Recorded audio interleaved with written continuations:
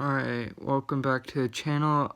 In this video, I want to talk about, I'm going to be basically nitpicking The Last Jedi, basically, so I'm going to go over the plot of The Last Jedi, every character detail, and we're going to nitpick this movie because it has so many flaws. Now, before I begin, I just want to clarify one thing. The Last Jedi is not a bad movie. It's a bad Star Wars movie. Basically, if you're gonna make a Star Wars movie, you have to stick with the continuity. Basically, you have to make the movie continuous. You have to make it fit in with the series.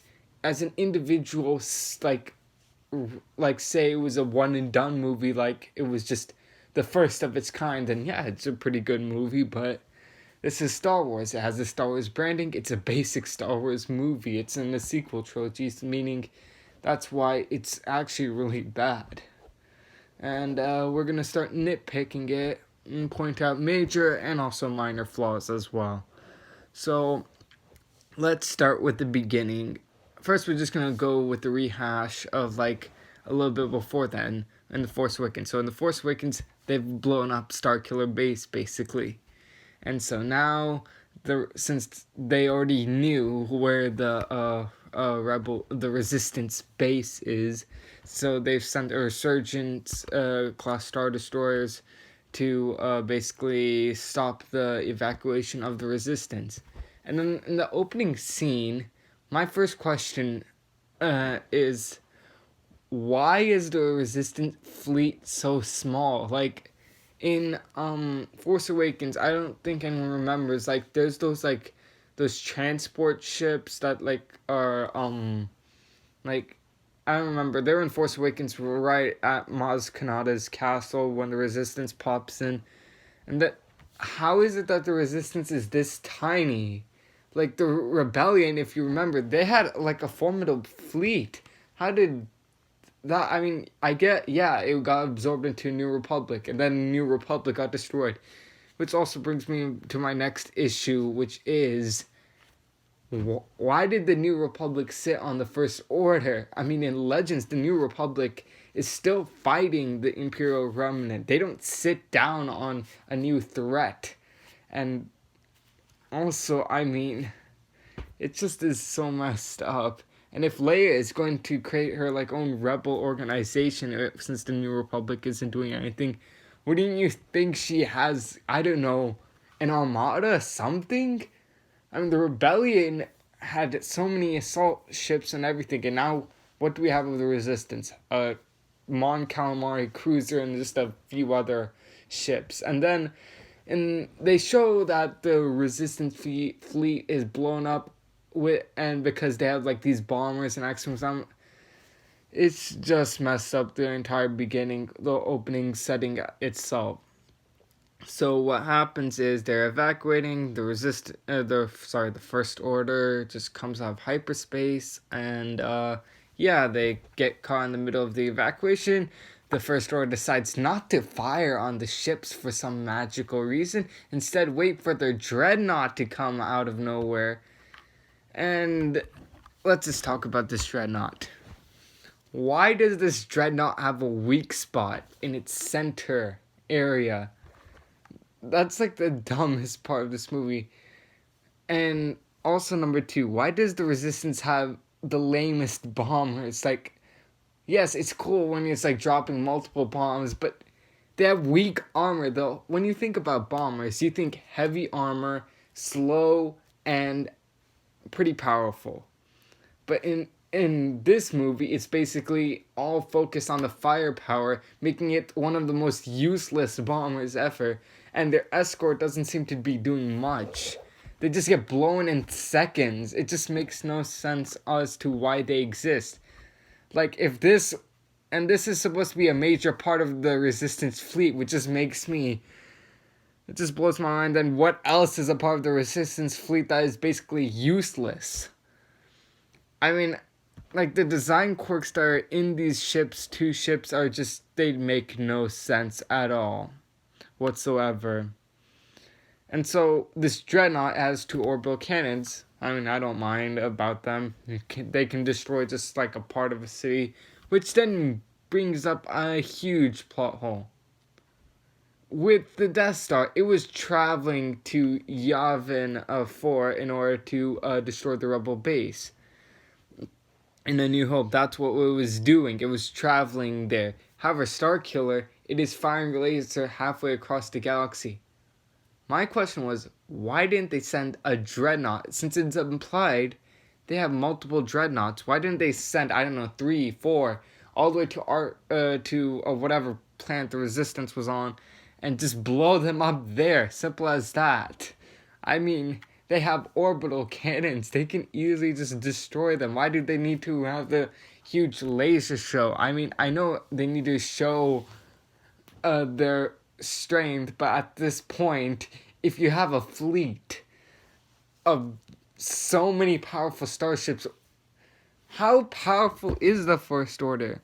And that's what like you don't understand in this entire sequel trilogy, which is a major problem that was basically pointed out.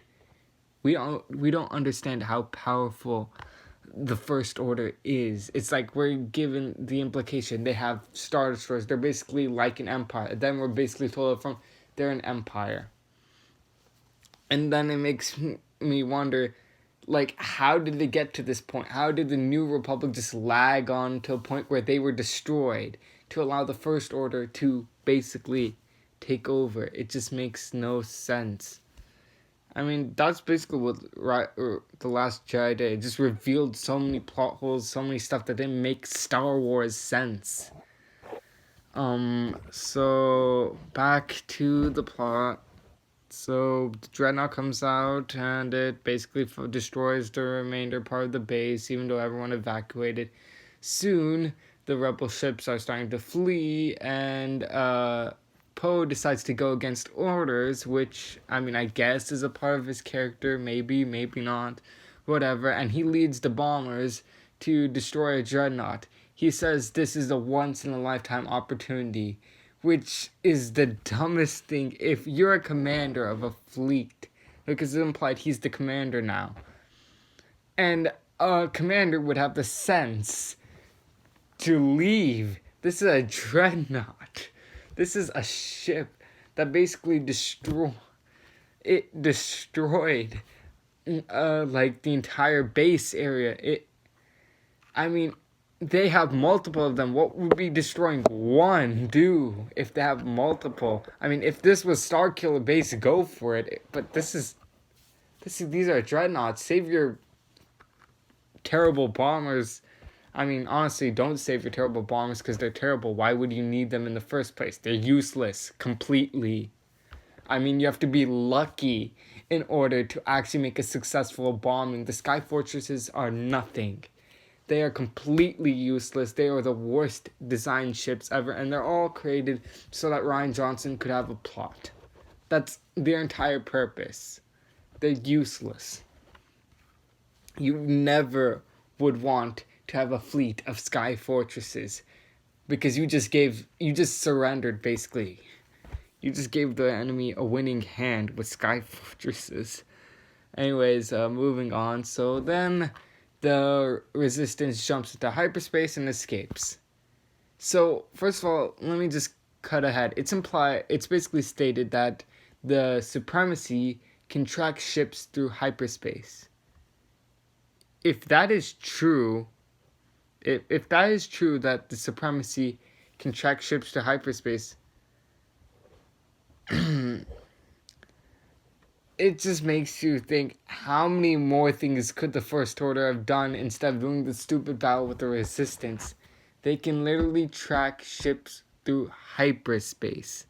And first of all, the Supremacy wasn't even even at the Battle of Dakar when it was going on. It wasn't even present. So how could it track? It was like I guess in hyperspace. So how do you even get a signal? The best explanation would be from the Resurgent class Star Destroyers. This whole tracking ships through hyperspace thing is just nonsense. It's utter nonsense. Also, the next part, it's implied that they're running out of fuel. The Resistance is running out of fuel. Number one problem. Why didn't you fuel up your ships when you were doing an evacuation? That is just the messed up part. Like, you would think at least you fuel up your ships when you're, like, just recharging or anything.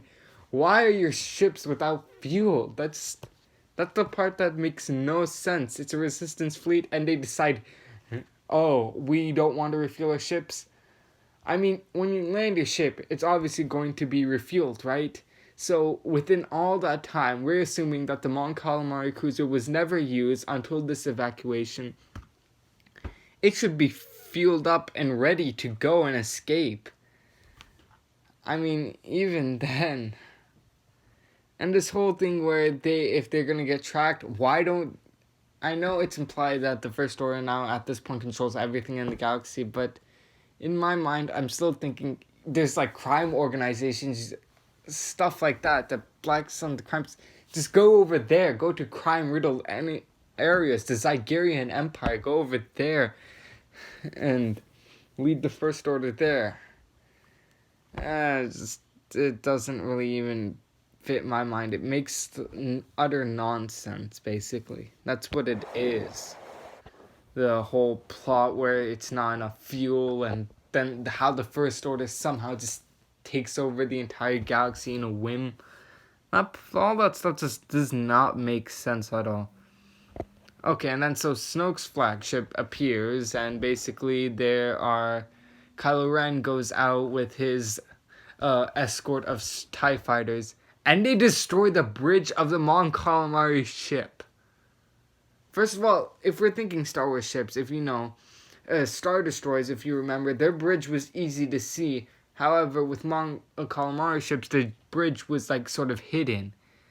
So, and the bridge was like the main control center of the entire ship. You destroy the bridge, you basically have taken down the Star Destroyer, and that's what made Star Destroyers sort of easy targets, though they were still menacing. The thing is, Kylo Ren was easily able to take out the bridge and basically destroy the hangar of the Mon Calamari ship. At this point, he could have just destroyed the entire Resistance fleet. What was he being called back for? He had already destroyed the bridge, the hangar. What more? Just destroy the entire fleet. I mean, when did TIEs become that overpowered? That is also the next plot hole. And then conveniently, he has to get called back.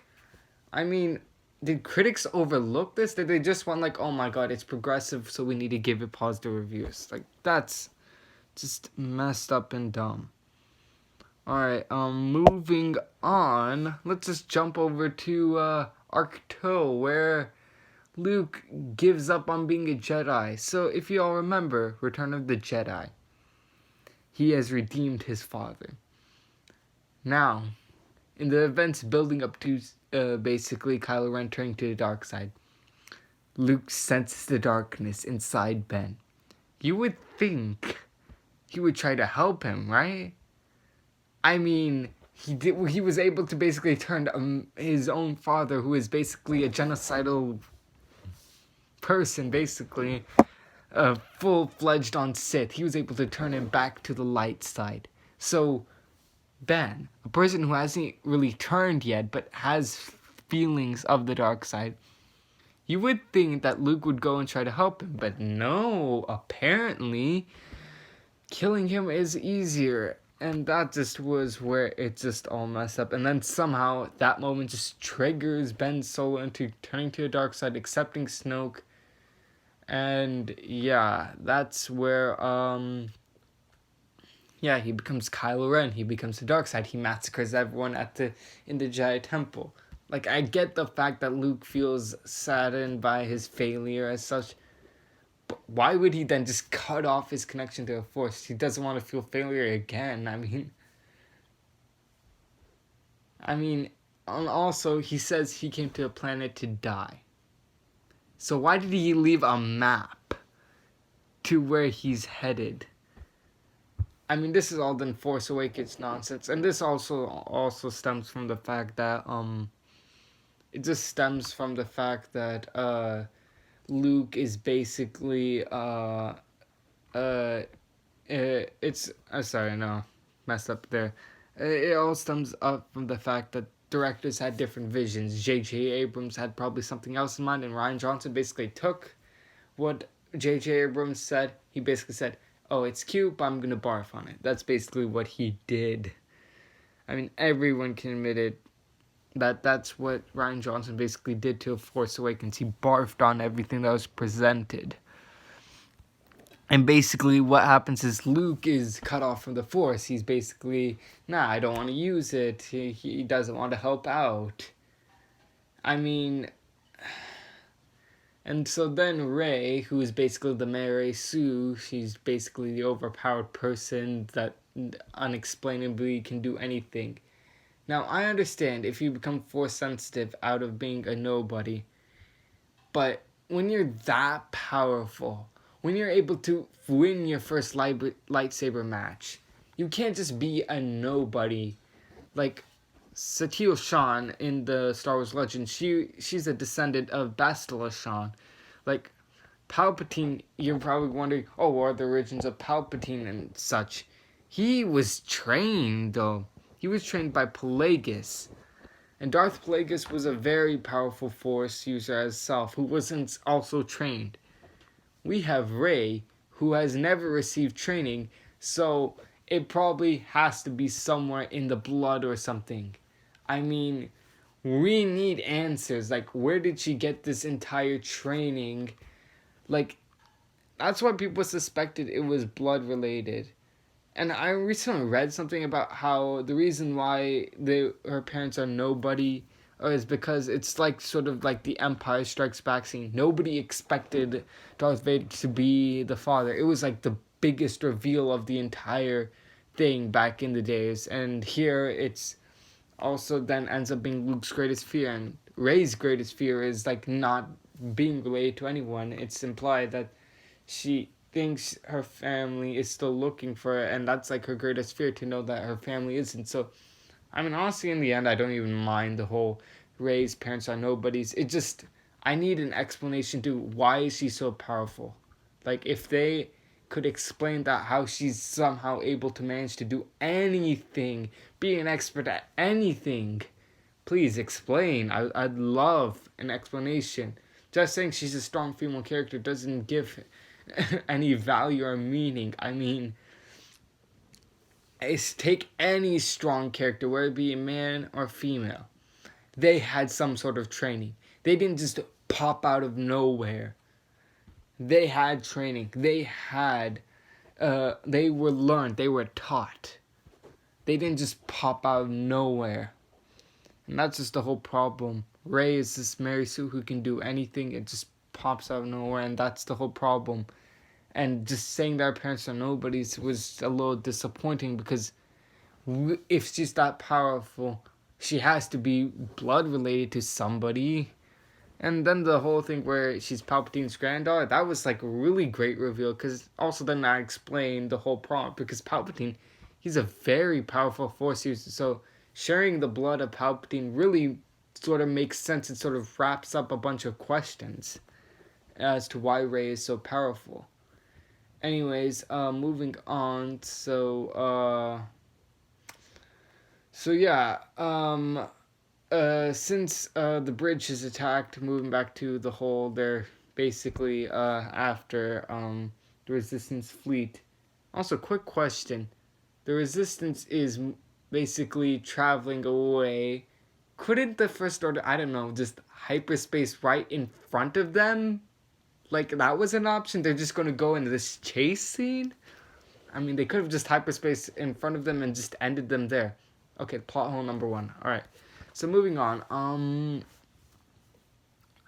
So, the Mon Calamari cruiser, basically the bridge was destroyed, Leia's in space, and number 1, when did you become Mary Poppins, Space Mary Poppins, where you could just basically float?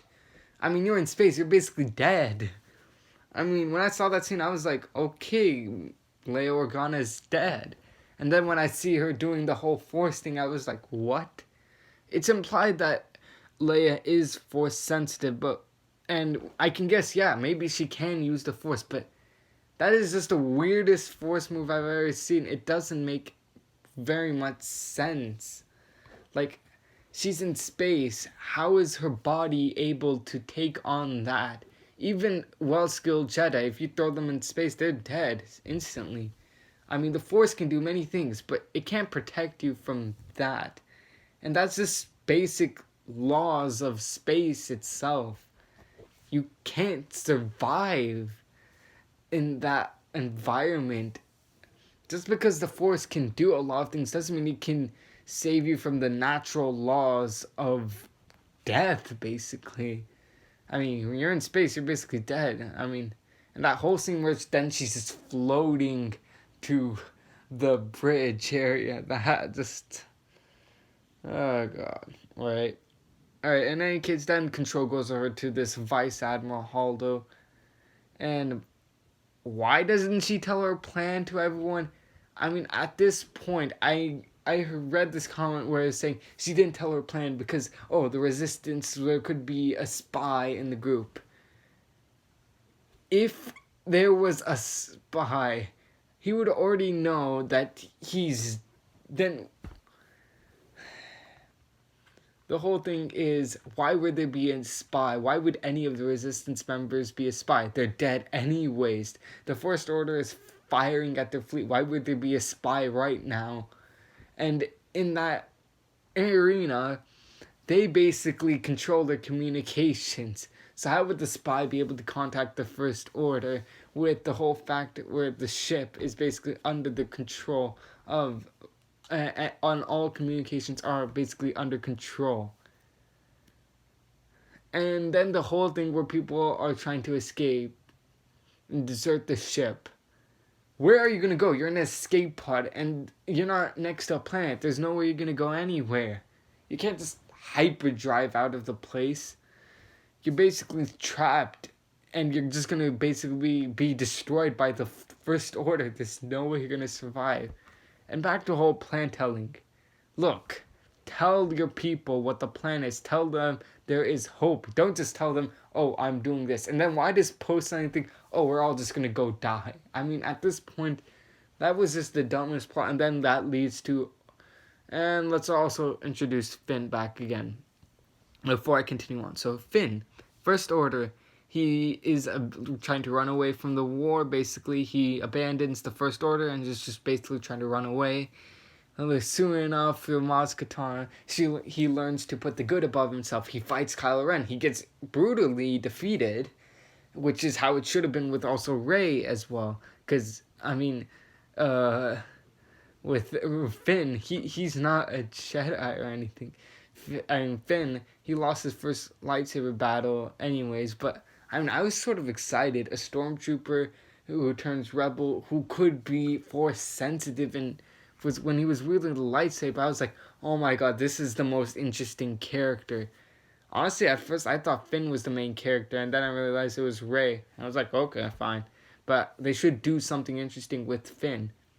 They have done nothing interesting with Finn this entire time. It was only in First Awakens where he's basically abandoning the First Order, where anything interesting actually happens. Here, it's a rehash of everything that happened in character development department in Force Awakens. It's basically now Finn becomes a deserter trying to run away from the war. I mean, and then soon enough through Rose, he learns to put the good above himself, which he did learn in the last movie. They basically recycle the same character development again. And so, and through that, Poe decides to go find this codebreaker who was on Canto Blight. The whole Canto Blight is so useless, so dumbed down, and through the many plot holes I've already mentioned, there was no reason for it to be existing. I mean, it's one of the most unwatchable parts of the entire movie itself. And so, voila, yeah, they go to Canto Blight, and I'm not even gonna go through that. So, let's go back to over to Arcto, because that's one of the more watchable parts of the movie. So somehow Kylo Ren and Rey have a Force connection, which makes you rethink most every part of the entire Star Wars saga. A connection through the Force. Like, we already know, like, being a Force sensitive, you can, like, feel life and stuff. Like, you can sense, like, if a person is alive, if you can survive and stuff. I mean, that's already known and stuff. You can feel the heartbeat, everything. But a full-on connection where you can actually communicate, I mean, first of all, in the Old Republic, the Jedi were more powerful, yet that is also legend, so I have to stop thinking about it, which I can't. So we're still going to use it. So in the Old Republic, it's implied that the Jedi are way more powerful. Meaning, Force dyads, those would be, like, so useful for making connections. Basically, voila, contact a Jedi, hey, I need help, instead of, using basic means of communication. I mean, this whole Force dyad concept is just bizarre, and it's just preferable that it doesn't even exist. Honestly, I don't even like it as a Force ability, because it just doesn't make much sense. We don't know much about it, and that's the thing about the Force. When a new concept of the Force is presented, you want to understand that concept. The whole Force dyad concept isn't really understood well, and when it's not understood, it's not well liked. And even through searching it and trying to understand it, I don't think I would like this concept even in the first place, because it goes against a lot of things in the Force itself, and a lot of and it just creates plot holes itself in the other movies. It's like, say this movie were to come out first, then every other Star Wars movie would just be plot hole filled because of this movie. And that just shows how this movie doesn't even fit well with the Star Wars saga. It just doesn't fit right within it. So the whole Force dyad thing, it's said to be created by Snoke. So when Rey decides to go because Luke won't help out, she goes to confront Snoke. So Snoke is now, from what we've built up, is the most powerful being. He basically is able to create the Force. He's able to go halfway across the galaxy and connect with Kylo Ren. Turn him to the dark side. He is this powerful with the dark side. And he can't sense his thoughts. And he's killed. I mean, if you're trying to subvert expectations and just go off the rails on Star Wars tradition, then don't make Snoke look so powerful. I mean, when you're that powerful, there's no way you're gonna get killed easily. Like, that is fact. Number one. Yes, you could go like, oh, he's overconfident, he's this, he's that. Still, he basically was reading every single thought in Kylo Ren. You can't hide your thoughts from Snoke. If he is that powerful enough to convert him to the dark side, he is powerful. And that just means his death just doesn't fit in. It doesn't even make any sense. Like, if you wanted to kill Snoke, then you had to make it a big fight. You had to make it a huge, powerful fight. I mean, I'm okay with something like this happening as long as it's done within the context of Star Wars. If it makes sense within the continuity of Star Wars. If then the next movie is able to take on that whole plot line. But if it's not, then that was just not needed. I mean, just doesn't fit right. I mean, we build up a character. He's intriguing, he's interesting. Everyone wants to know about it, and he's implied, he's this, he's that, he's so powerful. And then voila, he's stabbed by a lightsaber and killed. It just doesn't fit right. And then, moving on, then there's the fight with the Praetorian Guard, and moving on, Rey and Kylo fight again, and then basically during that whole battle, oh yeah, Rose and Finn make it back inside the Supremacy where they're trying to disable this tracker with the help of this other guy who's not the Codemaster or anything. Soon enough, they make it to the place, but it turns out this guy, basically, he betrays them and sells them out to the First Order for credits. And oh, voila. So now Finn and Rose are preparing for execution. Otherwise, I wouldn't really mind at this point either character being executed. They're not even used and they will be butchered anyways. So, yeah.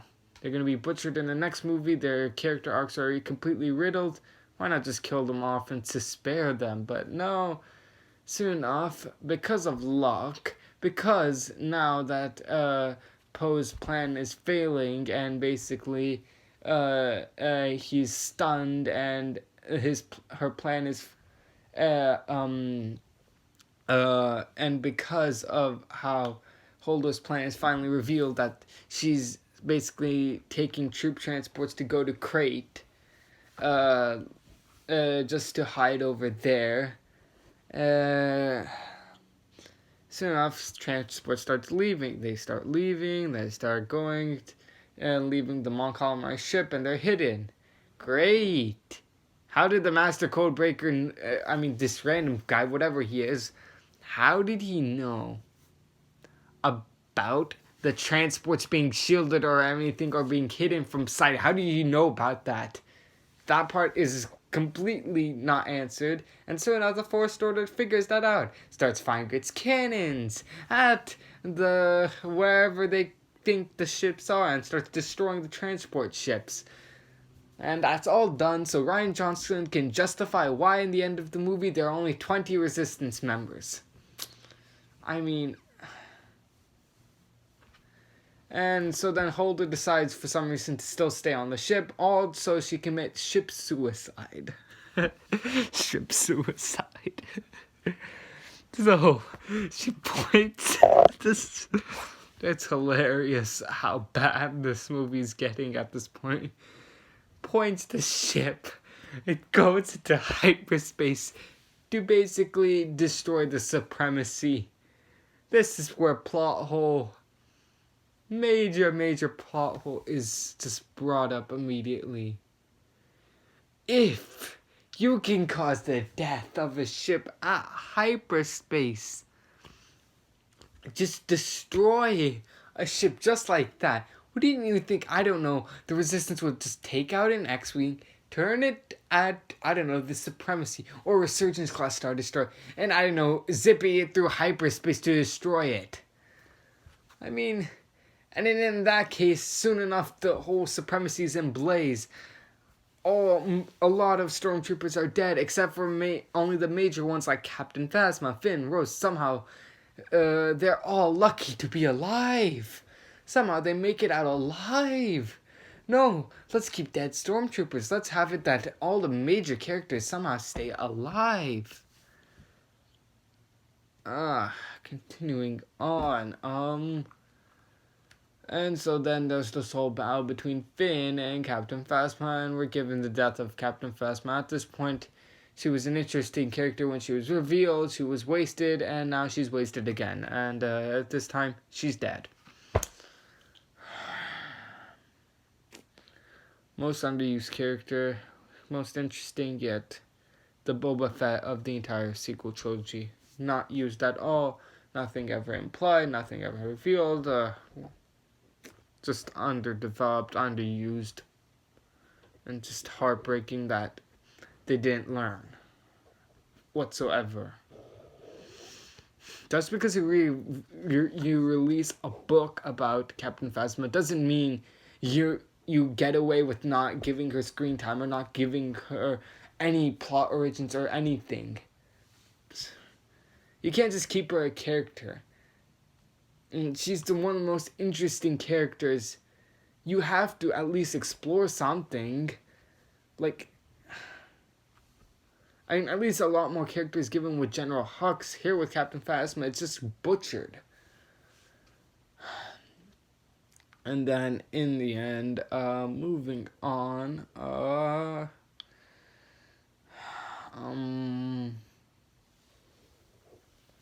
yeah, Finn and Rose escape. They leave the supremacy, which has been basically just cut in half.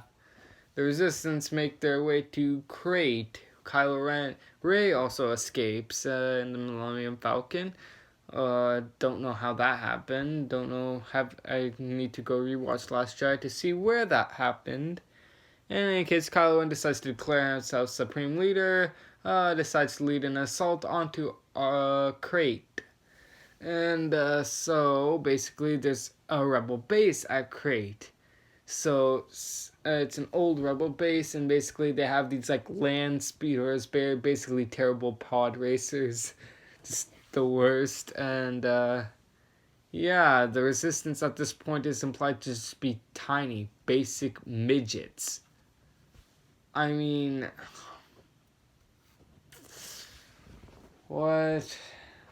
How did we even get here? That's just what you're thinking at this point. How does the Resistance become that tiny? Like, if you were... I'll discuss at the end. Let's just continue through this bad movie. In any case, so basically the First Order decides to drop in their new version of the AT-AT, basically with this mega cannon on top of their necks, basically on top of their backs, basically. And they basically, since the Resistance basically fortified their base and had this huge armored wall, which would pretty be useful armor for those bombers, those sky fortresses that are completely useless. Alright, in any case, basically now the Resistance has no ships, even though they have now, transports that they're not willing to use to, escape, or just hyperspace out, unless those transports can't go in through hyperspace. I mean, so they're in Crate, and basically the plan was they live it out, but since Poe messed that up, they have to defend themselves with the First Order, and this is like their last stand. Soon enough, they have this whole thing, this, I guess, big giant gun placed on, I don't know what first Luke Skywalker's death or the big gun, whatever.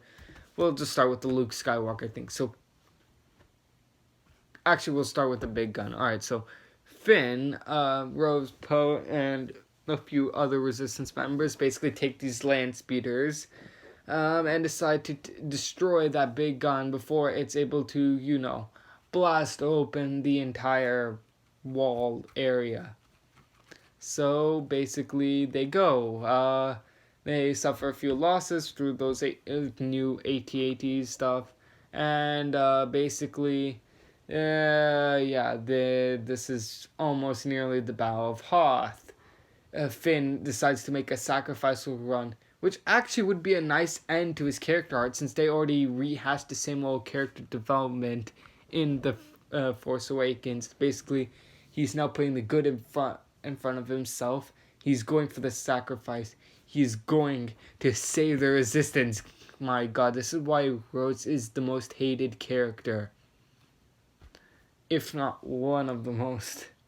This is what made Rose hated. She just stops entire character development of Finn. Like, her being in the entire franchise is just... it is annoying. It is useless. I mean, why is she saving? Oh, because she loves Finn. I mean, why? I mean, at this point, then Finn is basically there. What do I even say anymore? So basically, Rose is injured. Basically, Finn is carrying. They share a kiss, and somehow, I don't know, the AT-ATs decide to spare them? I don't know. Finn just drags Rose's body.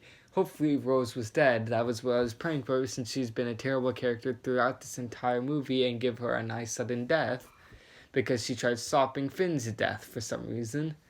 So, but no, she's still alive. Finn drags her corpse all the way to the base somehow without an AT-AT destroying them. And then, I don't know, Luke Skywalker appears as a Force hologram, and Kylo Ren loses it and orders to fire against, Luke. Does not get the memo that this guy's a Force hologram, decides to go and fight Luke since he survives all the blasts. And so Kylo Ren goes down to face off against Luke Skywalker, and it's revealed that it's not Luke Skywalker. So when we first watched this, many of us were really thinking in the theaters, Luke actually came. He left Arcto. And then it's nah ha ha, he's back still at Arcto, he doesn't want to go fight, which also was a disappointment. At the same time, it makes sense.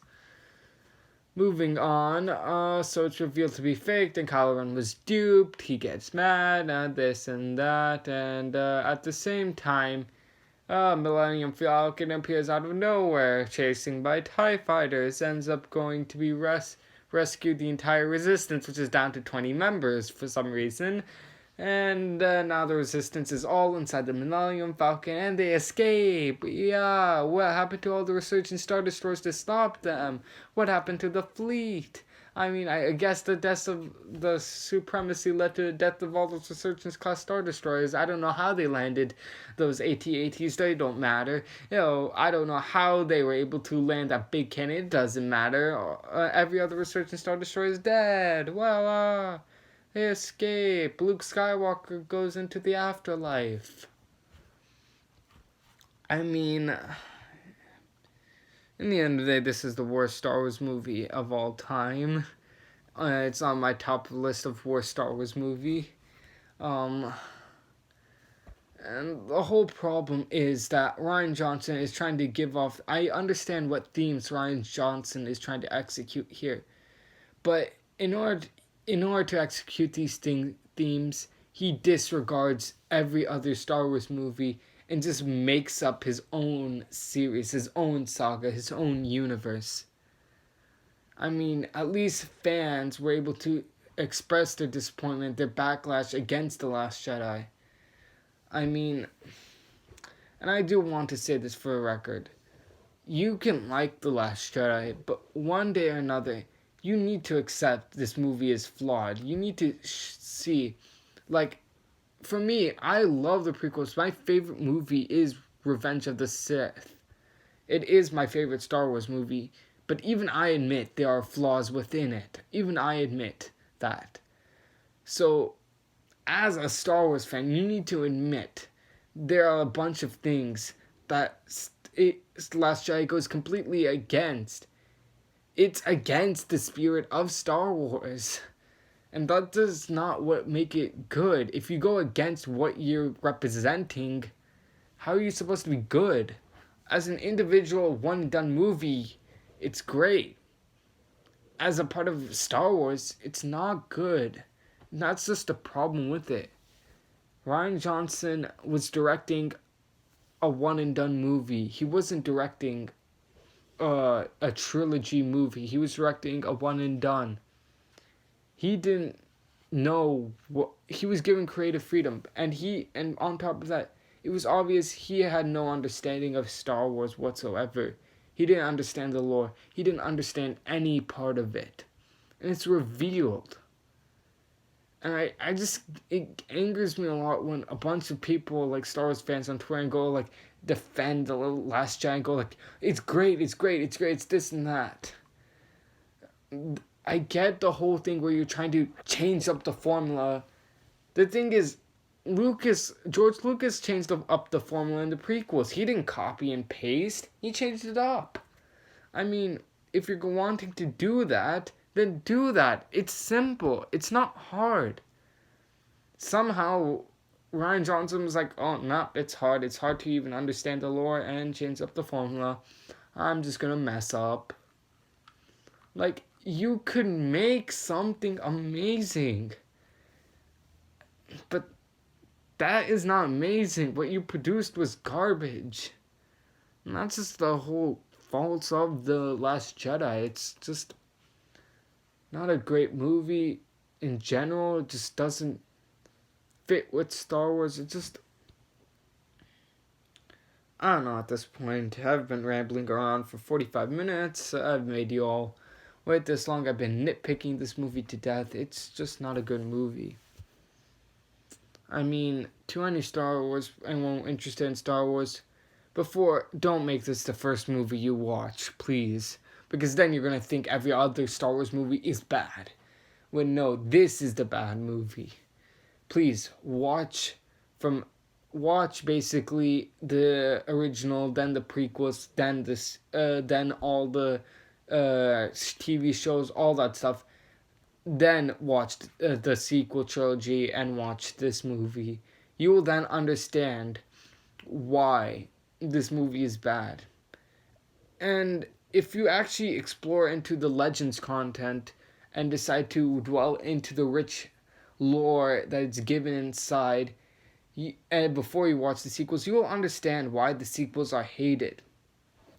The sequels aren't loved, even if there's a good story within them. They're not loved by the Legends, the expanding universe part of the fan base, because we have something to compare it to. We were begging originally that Lucas film to just do with the expanding universe, put that as canon. But basically they decided to make their own thing, which disappointed us. So the only condition at this point was then, whatever you're making better be better than Legends. Sorry. Whatever they're making has to be better than Legends. We have something to compare Star Wars to.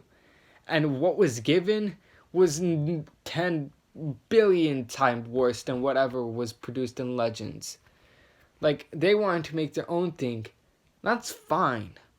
But there's Legends, and that explains the backstories, the future, the past. It gives all the stuff. It's rich with all these characters to fall in love with, the story, everything. But when you're going to create your own thing, and there's all this good stuff that there's a part of the fan base enjoys, and you're just going to disregard that to make your own thing, you better make sure that disregarding part was worth it. You better make sure that whatever you create is better than what fans were asking for. Because if it isn't, then you're going to receive a lot of backlash, and this is what it is. This is why the sequels aren't liked. And don't go tell me, years later they're going to love the sequels. No one is going to like the sequels. We like the prequels because of George Lucas's imagination inside them, the creativity. In the end of the day, you could see what George Lucas was aiming for. And this, you can't see what anybody's vision is. Back then, a lot of people didn't really keep open minds, and that's why the prequels were attacked. But nowadays, people adore the prequels really because of the imagination. Here, we're trying to keep open minds. We are looking through 12 again to find something good. The sequels were a hot piece of garbage. And I guess the only solution is to reboot it. Just do a reboot. Just start over from scratch from the beginning. And as in, I will clarify. Start over from the scratch as in just redo the sequel trilogy. I mean, don't mess anything. Do not mess with the originals or the prequels. Just reboot the sequel trilogy and just start off with Star Wars Legends. At this point, if you're going to reboot and do your own thing all over again, you're not going to do well. It's not going to do well because we already seen what happened the first time we allowed you to do this. This time, anything Star Wars created after The Last Jedi was held in check. It was looked through and basically completely blown over through. Anything that's now Star Wars produced after The Last Jedi has always now been by the fans. It's looked through, reviewed, and everything. Because now with the end of the sequel trilogy, fans, they basically know that that they can't trust Disney with Star Wars. Because a lot of people back then were hesitant with Disney. Some showed support of it. But now with the whole sequel trilogy, a lot of fans are very much not trusting Disney. There are calls even for Kathleen Kennedy to be fired. I'm a part of those calls because it's very clear that she cannot handle Star Wars appropriately and does not deserve at all to be a part of the be president itself. I mean, Bob Iger basically removed her power for a reason. There was a reason why her power was removed from Star Wars. I mean, it's simple as that. In any case, I just want to wrap up my thoughts on this god awful movie. So, yeah, that was me being really negative about The Last Jedi. Those are all my thoughts, really. If any of you have looked through my content, are wondering if I'm going to do gameplay video, I might. I might, do gameplay with my commentary on Star Wars sometime. That's if I just decide to do it or not. My mic on my computer isn't that great, so that's just the eventual fear. So if I do gameplay videos, it's probably just me without a voice and it's just gameplay. So I'll maybe post one. So if you're new around here or anything, please subscribe to my channel. Other than that, everyone stay safe, stay healthy, and have a nice day.